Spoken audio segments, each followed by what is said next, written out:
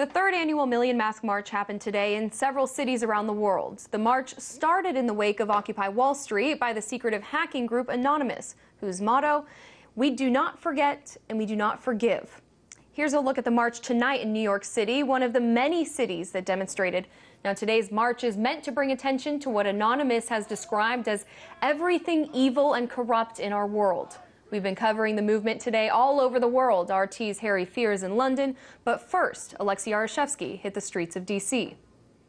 So the Million Mask March now is in the nation's capital, Washington, D.C. The plan is to hit pretty much every governmental building in the city. We are anonymous.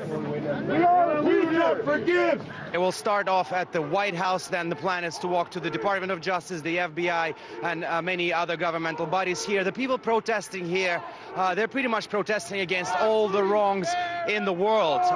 Wage inequality, GMO foods, mass surveillance, and the idea of this is a global gathering. It's being held in at least 24 cities in the United States and also a lot of places across the world. We're expecting this to last until the late hours in the evening. Last year, during the very same Million Mask March in Washington, D.C., there had been a few arrests. We'll see how it plays this time. Of course, we'll be keeping a close eye on what's happening in Washington, D.C. during the Million Mask March. Alexei Yarashevsky, RT, reporting from Washington, D.C.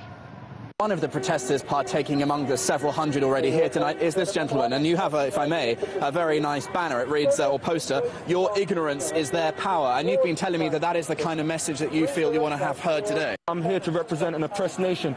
I'm here to represent an oppressed society where I believe we've been walking around in ignorance, and I feel now it's time for us to have our eyes opened and not allow the wool to be pulled over our eyes. Free street, our street, free street, our street. The protest tonight is due to finish before 9 p.m. The police have been very strict that it has to be within the time limit of 6 to 9 p.m. here local time. And there are a lot of public order policing restrictions in place. We're in Trafalgar Square, but this building here is the National Gallery. And you can see on the side there, the police have actually projected a warning with this kind of laser green message on the side of the National Gallery, basically affirming their right to remove the masks or facial coverings of any of the protesters. They've also been forced to take part in a particular route, and I can show you the map if I can unfold the paper.